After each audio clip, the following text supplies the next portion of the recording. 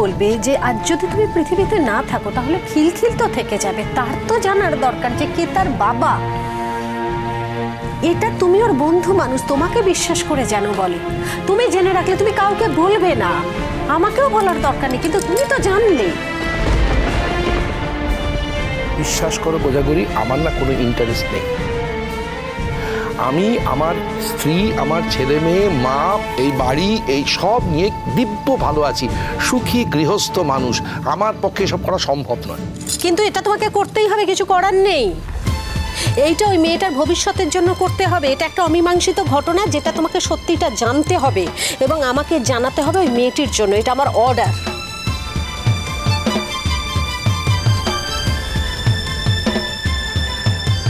যাও গিয়ে হাত মুখ ধুয়ে নাও, খেতে দেবো।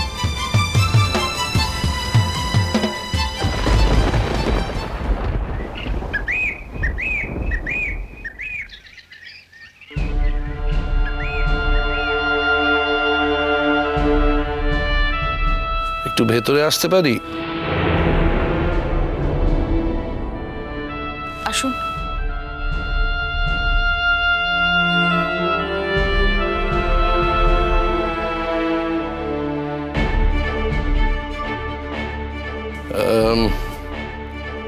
ময়ূরাক্ষী, তোমার সঙ্গে আমার কিছু কথা আছে।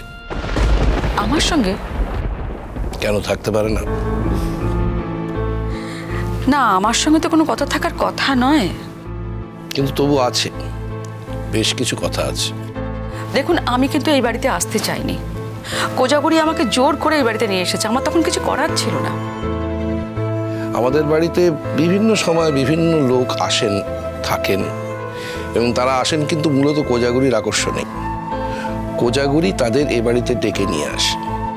ও খুব কর্তব্যনিষ্ঠ মানুষ, তো মানুষজনকে ভালোবাসে, এবং এ ব্যাপারে আমাদের কখনো কোনো আপত্তি ছিল না, আজও নেই। তোমরা এসেছো, তুমি এসেছো, তোমার মেয়ে এসেছে, কলকাতায় আমাদের একটা বাড়ি আছে, সেখানে তোমরা এসেছো, ভালোই তো। কিসের জন্য আমার কাছে এসেছেন একটু বলবেন? মানে কি কথা বলতে এসেছেন? কথাটা হলো যে বাতাসে একটা প্রশ্ন, একটা ইঙ্গিত, একটা ইশারা ভেসে বেড়াচ্ছে, যা কোজাগরির মনে প্রশ্ন তৈরি করছে। মানেটা হলো যে কোজাগরি 32 বছরে আমাকে কোনো প্রশ্ন করেনি, সেই কোজাগরি ক্রমাগত প্রশ্ন করে চলেছে, এবং আমি সেই প্রশ্নের একটাও উত্তর দিতে পারছি না, আমি বিধ্বস্ত হয়ে যাচ্ছি। কোজাগরি যে প্রশ্নগুলো আমাকে করছে তার উত্তর আমি দিতে পারিনি, এবং সেই উত্তরগুলো দেওয়া আমার খুব জরুরি। কোজাগরি একটি প্রশ্ন করছে, খিলখিলের বাবা কে? এই প্রশ্নের উত্তর আমি দিতে পারিনি। আচ্ছা, আমি যদি আমার সন্তানের বাবা সম্পর্কে কোনো কথা না বলতে চাই, তাতে যদি কারোর মনে প্রশ্ন আসতেই পারে, কারোর মনে হয়তো প্রশ্ন আসতেই পারে, কিন্তু সেই প্রশ্নের উত্তর দেওয়াটার মধ্যে কোনো বাধ্যবাধকতা নেই। কিন্তু আমার কি এইটুকু চয়েস থাকতে পারে না? আমি কি সব প্রশ্নের উত্তর দিতে বাধ্য? কোনো কিছুতেই তুমি বাধ্য নও, কিন্তু কোজাগরির মনে এরকম ধরনের কোনো প্রশ্ন আসতো না যদি না আভাস ইঙ্গিতে তুমি তাকে কিছু জানাতে। কোজাগরির সঙ্গে তোমার কি হয়েছে? আচ্ছা, বারবার আভাস ইঙ্গিতের কথা বলছেন, কিসের আভাস, কিসের ইঙ্গিত? দেখো, তোমার সঙ্গে যখন আমার সম্পর্ক তৈরি হয়েছিল, সে কথাটা আমি কখনোই কোজাগরিকে বলিনি, কারণ ওরা আমার জীবনের অতীত অধ্যায়। আমি সেই অধ্যায় কখনোই মোহনপুর নিয়ে কোজাগরির সঙ্গে আমার কখনো কোনো আলোচনা হয়নি, কারণ তোমার সঙ্গে আমার সম্পর্ক বন্ধ হয়ে যাওয়ার পরই আমি কোজাগরিকে বিয়ে করেছি। সুতরাং কোজাগরি আমার জীবনের আসার আগের অধ্যায় এটা। আর তারপর বিয়ের পর কোজাগরির সঙ্গে আমার কথা বলার কোনো রকম সুযোগ হয়নি, দরকারও পড়েনি।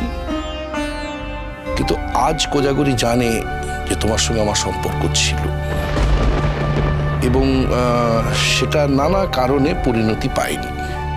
দেখুন, আমি পুরনো কথা শুনতে চাই না, পুরনো কথা আমি এটা নিয়ে আলোচনাও করতে চাই না। আমিও চাই না, দেখো আমার সঙ্গে যখন তোমার পরিচয় হয়েছিল, আলাপ ছিল, সেটা পুরনো কথা হতে পারে, কিন্তু সেই পুরনো কথার সূত্র ধরে কেউ কেউ নতুন কোনো চিহ্ন খুঁজে বার করার চেষ্টা করছে। আমি জানি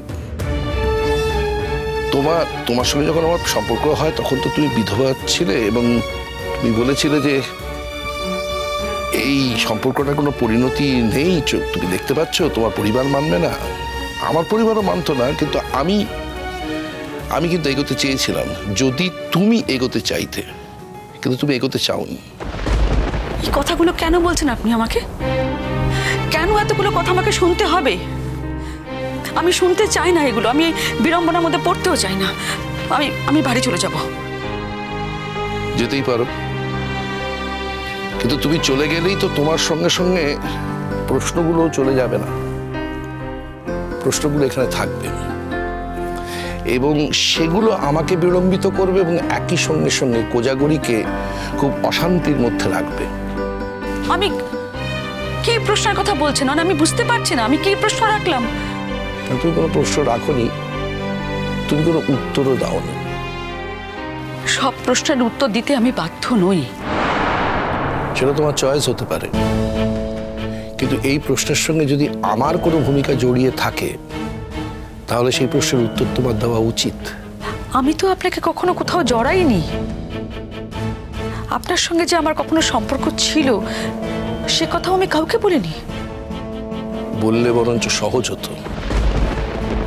যাক, তুমি যখন বলনি, আমি কিন্তু কোজাগরীকে বলেছি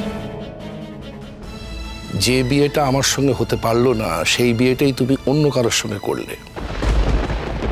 ঠিক আছে, তোমার সন্তান এলো, কিন্তু তুমি কেন কাকে বিয়ে করেছো এই নামটা বলছো না কেন? কে মানুষটা? এখান থেকেই তো প্রশ্ন উঠছে যে কোনো রকম ভাবে খিলখিলের সঙ্গে কি আমার কোনো সম্পর্ক আছে যা ওর অস্তিত্বকে নাড়িয়ে দিতে পারে? আশা করি বুঝতে পারছো কোজাগরী কি বলতে চাইছে। ছি ছি ছি ছি ছি, কোজাগরী এখন এসব কথা ভাবছে? ভাবনার বীজ যখন এদিক ওদিক ছড়িয়ে রয়েছে তখন তো ভাবনা আসবেই। এমনি এমনি তো মানুষ কোনো কথা ভাবে না। তার মানে এই ব্যাপারে আপনি আমাকে দোষারোপ করছেন? না, তা কেন করতে যাও? কিন্তু তুমি এই কথাটা তো মানবে যে তুমি যে জীবনযাপন করছো তাতে বহু মানুষের মনের মধ্যে বহু রকমের প্রশ্ন আসবে। দেখো, তুমি আমাকে পার্সোনালি বলতে পারো, আমি তুমি এক ভদ্রলোককে বিয়ে করেছো এবং তার নাম প্রকাশ্যে আনতে চাও। আমি তো বিয়ে করিনি। ও, তাহলে অন্য কারোর সঙ্গে সম্পর্ক হয়েছিল এবং সেই সম্পর্কের ফল খিলখিল? না। তাহলে কি হলো? উত্তর দাও। ময়ূরাক্ষী, তোমার সঙ্গে আমার কোনোদিন কোনো রকম শারীরিক সম্পর্ক হয়নি, তুমি খুব ভালো করে জানো। আর এখন যদি তুমি বলো সেরকম কিছু একটা হয়েছে এবং খিলখিল আমার সন্তান, তাহলে কিন্তু খুব অধর্ম করা হবে। আপনি ভয় পাচ্ছেন কেন? আপনার সবকিছু ধ্বংস হয়ে যাবে তাই ভয় পাচ্ছেন? যেটা সত্যি নয় তার সামনে দাঁড়ানোর মতন সাহস আমার আছে, আমি সেখানে ভয় পাই না। কিন্তু তুমি যদি সেটাকে সত্যের প্রলেপ দিতে চাও তাহলে আমাকে প্রমাণ করতে হবে না? আর সেটা প্রমাণ করতে গিয়ে আমাকে এত রকমের দুর্ঘটনার মধ্যে দিয়ে যেতে হবে যেটা আমি আজকে চাই না। আমার বয়স হচ্ছে, আমার সেই শারীরিক ক্ষমতা বা মানসিকতাও নেই। ময়ূরাক্ষী, আমি আদ্যন্ত একজন গৃহস্থ মানুষ। আমি আমার ছেলে মেয়ে, ছেলের বউ, এই সবাইকে নিয়ে সুখে সংসার করি। আমি চাই না বাইরের কোনো কারণে এত বছর বাদে কোজাগরীর মনে কোনো প্রশ্ন উঠুক বা কোনো আঘাত পাক বা অস্বস্তি হোক।